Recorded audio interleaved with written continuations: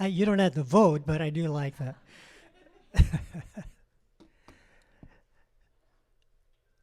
I'm stunned that you could remember what I spoke about because I remember the topic, but I have no clue what I said. So I'm kind of like the congregation. We read it and weep, and you go on, right? So today I want to ask you to join me in a trip in the life of Jesus that really looks at an issue that's remarkably important. It's called resilience. How many of you have ever seen this or been to this? What is it? The Arch. Where is it? St. Louis. Very interesting building. I'm going to talk about resilience. I think of the Arch because of this. Don't know if you know it, but that thing moves.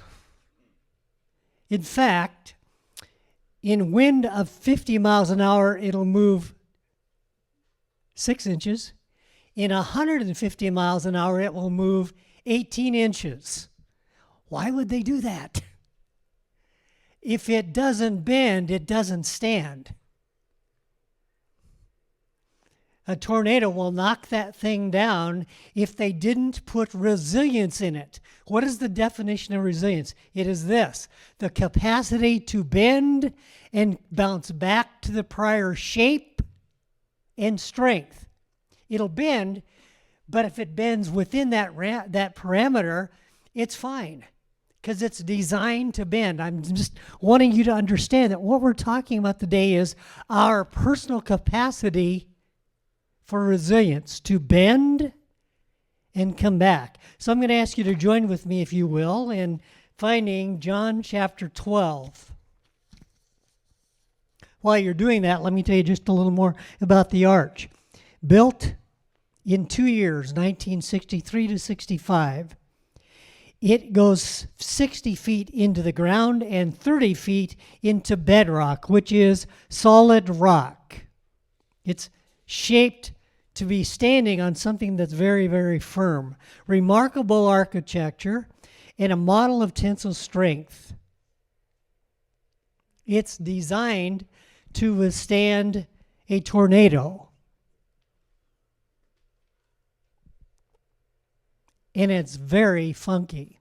It's very strange how you get up there. You either walk up all the stairs or you get in a little cart and notice the shape. What do you notice about it? It's curved. It doesn't go straight up. It goes up and it tilts.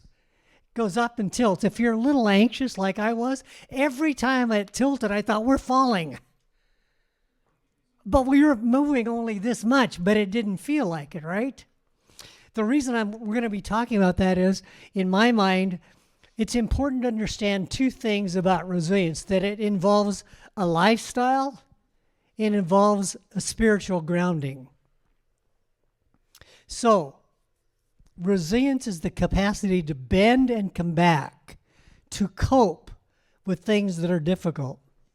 So I'm reading in John chapter 12, and I'm going to ask you to notice with me the remarkable contrast that happens in these 19 verses between what's really incredible and powerful and what's difficult and challenging, all in the same time. Think about that. Life rarely is one or the other. It's usually both at the same time. The capacity to bend.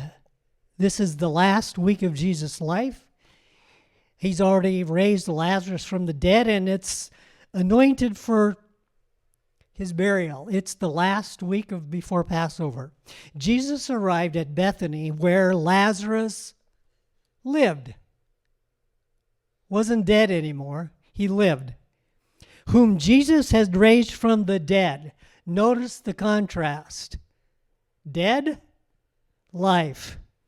Here, a dinner was given in his honor. Martha served while Lazarus was among those reclining at the table with him.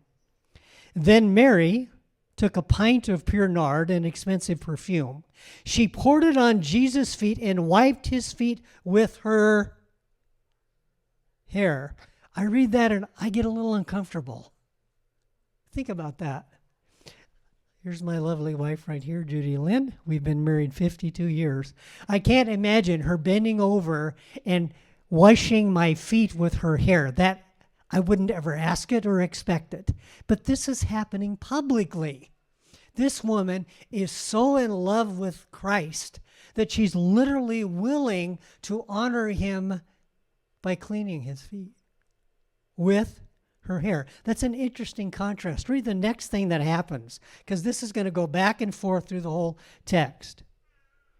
The house was filled with the fragrance of the perfume.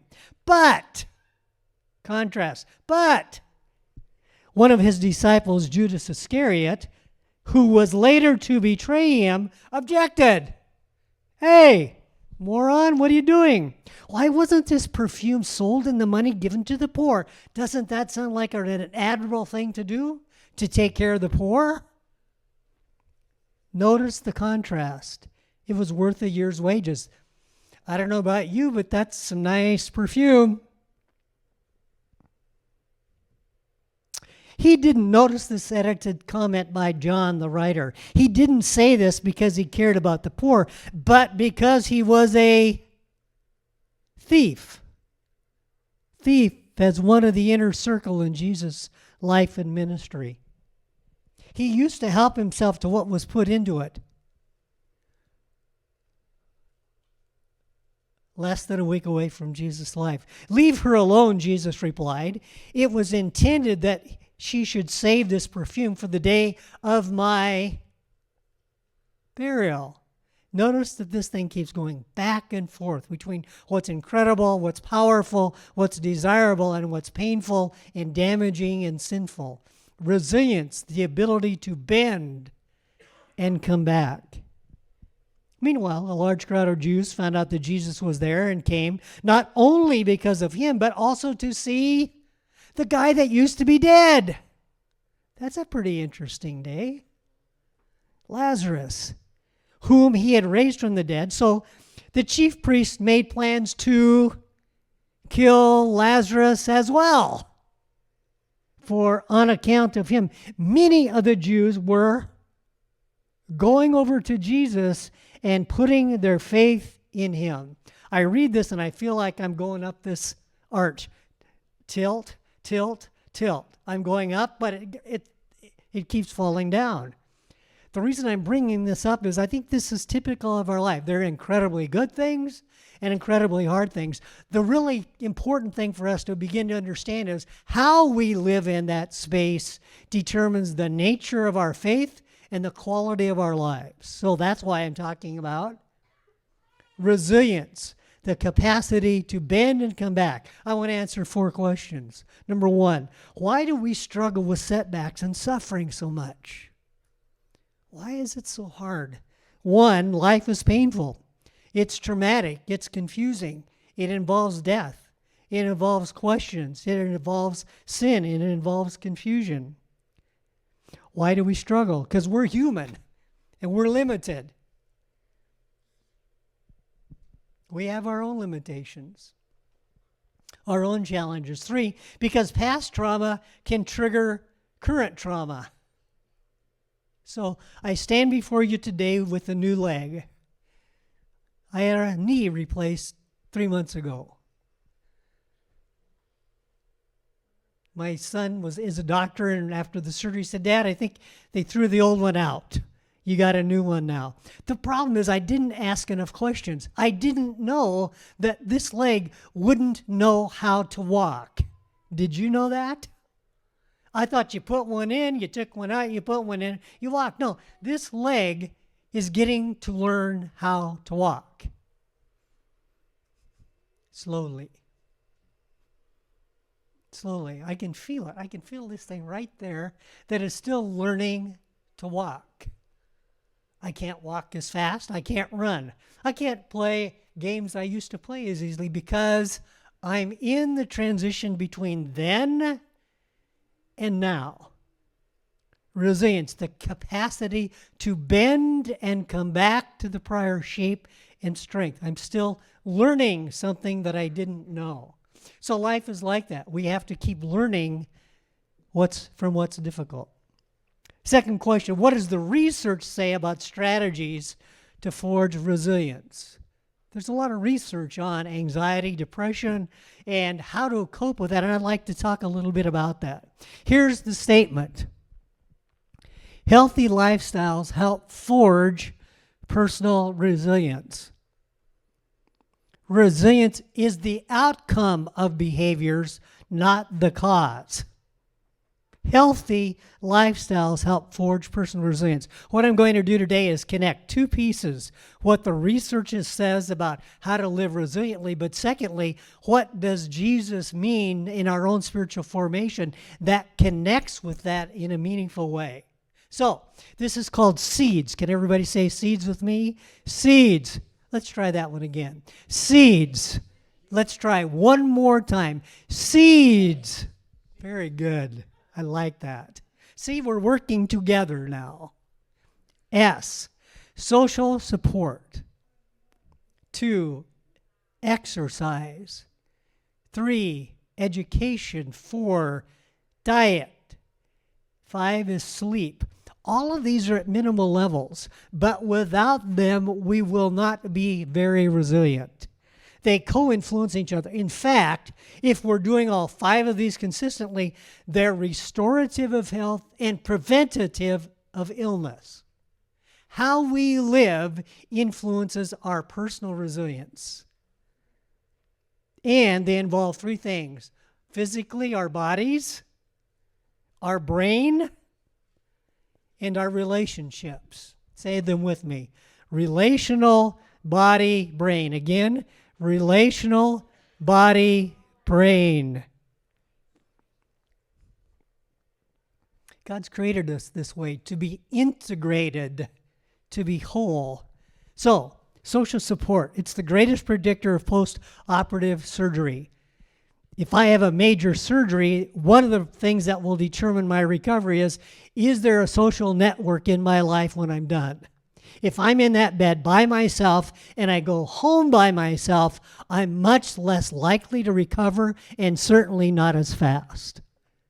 We're social. 2, mutual. Social support is something we do together. It's qualitative and quantitative. It's more important to have fewer but close friends than 60 you hardly know. Quality relationships matter. And let me describe it to you. It means that we're close enough we can actually have physical contact. This is why Zoom and I are not the best of buddies. I can't touch you. I can't see you. I can't be near you. Social relationships that are powerful are the same ones that Jesus had in chapter 12. Lazarus, Mary, Martha, Judas Iscariot, all of them close to him, in the same place, at the same time.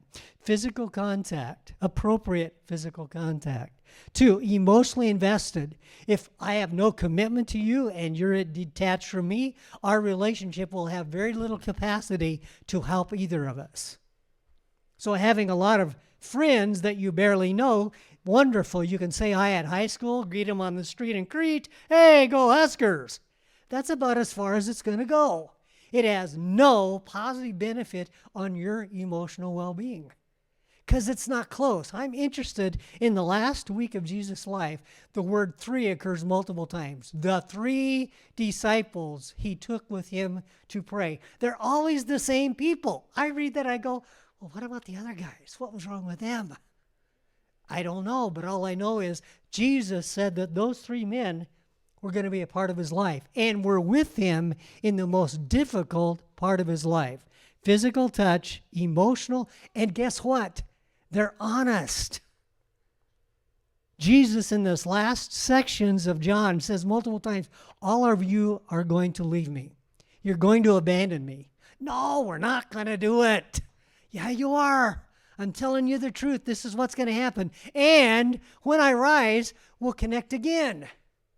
Quality relationships are really critical because it's how he made us. He looked at Adam and said, I don't think that's good enough. And all the women here said amen. Come on, be honest about it. Let's be frank. Quality, physical contact, emotionally invested, and verbally honest. We actually express care. We express concern. We deal with the beefs.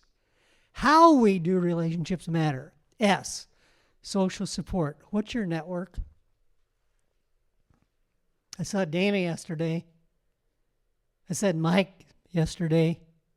These are guys I've known for 30 years and lived and loved.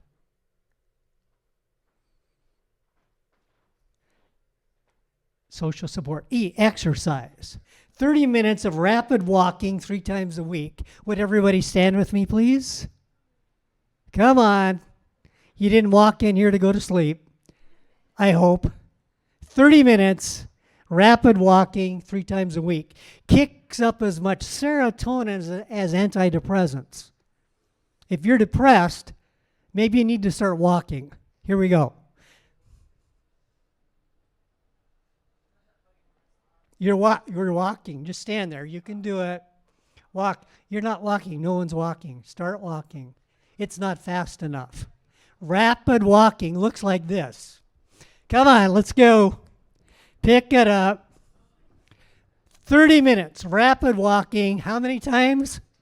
3 a week. Kicks up as much serotonin as antidepressants. So if we're sluggish, we need to start moving. Notice the integration, social and physical. Thank you. If you're not doing it, start. This is why my wife has got me out at the mall in Lincoln doing this stuff. For my knee, but also because if I don't move, I'm dying. Biochemically, I'm not doing well because there's a connection between emotional health and physical. Rapid walking 3 times a week. It creates thyroxine. It makes me feel energized. It increases my brain function. Think about that. I can walk and my brain gets smarter. I'm for it. 30 minutes, rapid walking 3 times a week is really important. Third one is E, education. Can you say that with me? Education. Social, physical education. Listen to this. Learn anything new, and your brain starts working again. See, it's an incredible thing. If I put my car on outside and I turn it on and I don't drive it, that's not how it's made. It's made to run, not to just... That's your brain. If you don't give it anything new to learn, it just goes, Lord, I'm not doing anything and I'm not learning anything. Learn anything new and your brain starts working again. Diet, food fuels the brain. Stress depletes vitamins B, C, potassium, increases cholesterol. High sugar levels. Anybody like sugar like me? Be honest. Contribute to anxiety and depression because we elevate and crash. Elevate and crash. More than 3 cups of coffee or energy drink is a clinically stressful neurochemical condition.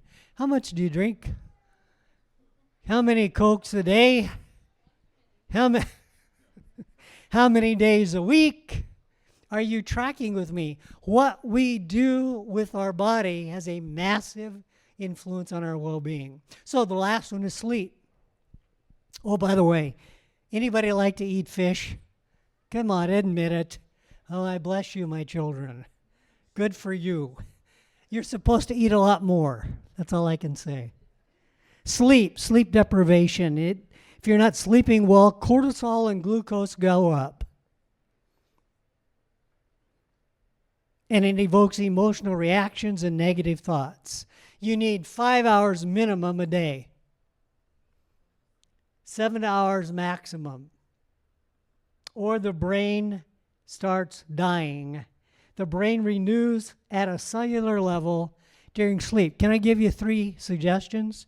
Number one, sleep in a quiet, dark, cool room. Got it? Small, quiet, dark, cool. 2, no physical exercise or media. Everybody get out your phone. I know you've got them. Phones, come on. None of that an hour before you go to bed. No exercise, no phones, no social media. Because what you're telling your brain is, you can't go to sleep yet.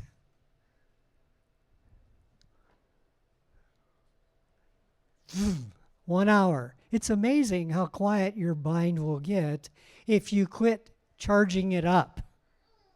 Social support, education, seeds. Say it again. Seeds. Social support. What's the second one? Exercise. Then what? Education, diet, and sleep.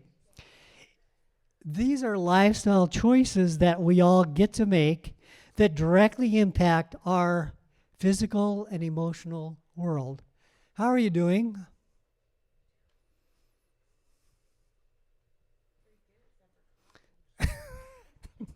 You don't have to answer me, but it's okay if you do.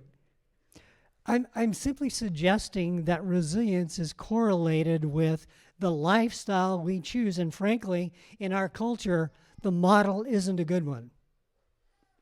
More stuff, more activity, more stimulation, less exercise, and we're so busy we don't have time to get together with our friends.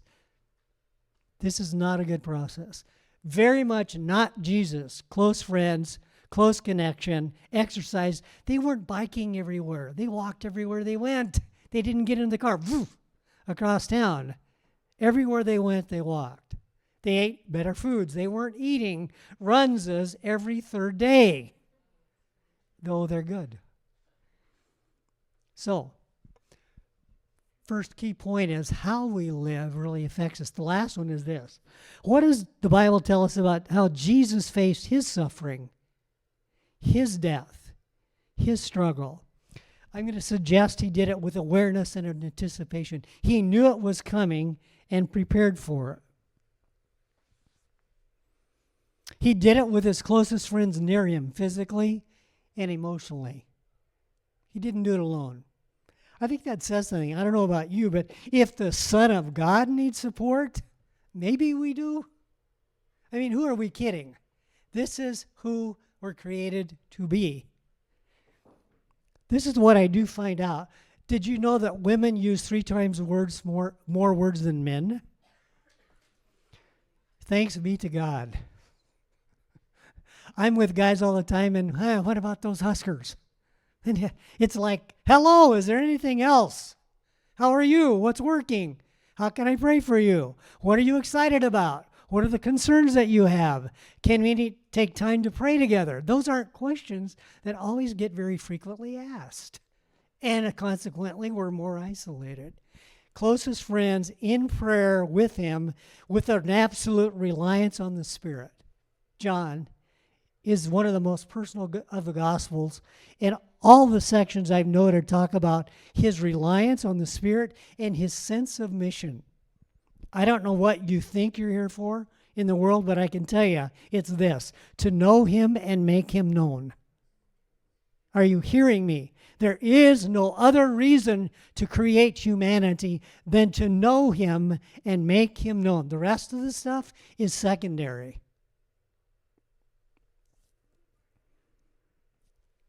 What did he do? He anticipated and was aware, took his friends with him, prayed for himself, his friends, and everybody else, and relied on the Spirit with a sensed mission. Last question: how did Jesus tell his disciples to cope? Just like he did, honestly, with himself, with the Father, and with his best friends.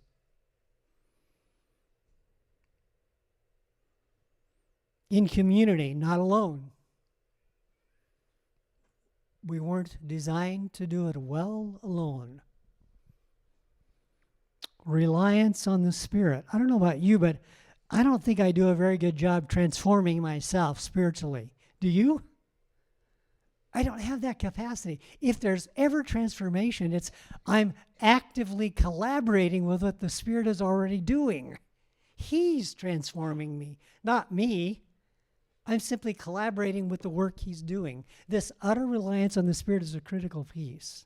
And realism. Hard things happen, and they're to be expected. Hard things happen, and so we shouldn't be stunned when they do happen. But He knows about that because He's done it. And He anticipates. I'm interested in this. John 14. By the way, there's suffering ahead for you. Remain in me. My Spirit will be with you. And we win. Jesus is going to return, folks. And that changes everything. His return changes the course of the whole cosmos because He's going to reestablish His lordship.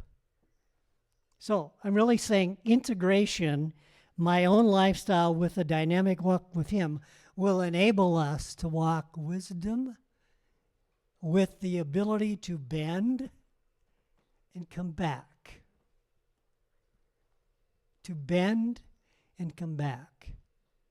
To endure what's difficult and grow what isn't. I don't know if you know it, but depression levels are increasing in this country. Did you know that? Anxiety is up. I wonder why. Because there's so much we're concerned about, and we're not living very wisely either. No surprise. So, what's the thesis? Resilience is the capacity to bounce back. How I live and my walk with God shape that in a very powerful way. I want to just tell you one story, and that I'd like to close and pray and invite you for prayer, actually. I don't know about you, but one of the most traumatic things in my life has been health issues in my family that ended in death. We got married when I was in college. We were pregnant in college, and my mom contracted cancer and died at age 47, 1 month before our first child was born. Saw her at my college graduation, sitting in that part of the building in a wheelchair. I walked into the building past her and walked out past her, and she died in a week. Never knew any of our kids, and they didn't get to know her. That's still painful to me. That's still sad to me. My dad remarried. She's an incredible woman. In fact, we're going this summer to celebrate her 100th birthday. But I got to tell you, some things shape you forever. And God's still present in that stuff.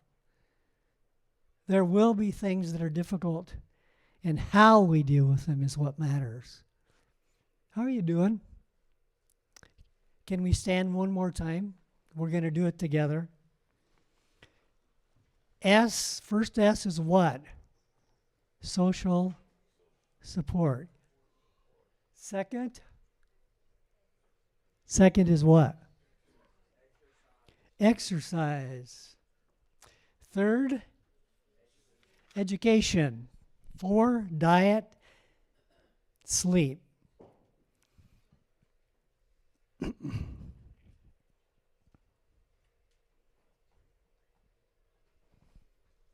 I'm teaching my new knee. It's teaching me. I'm learning. But what I know the most is this. In the middle of whatever you're facing, God cares about that. Are you wise enough to invite others into that with you? Or are you doing solo work? Do you think it's your job to change you? I think it's our job to collaborate. So I'm going to ask those that are going to be able to pray with you today to come forward. And I'm just going to give you the opportunity to have someone pray with you. And I would be glad to pray with you. Lord, we bless you because you're worthy.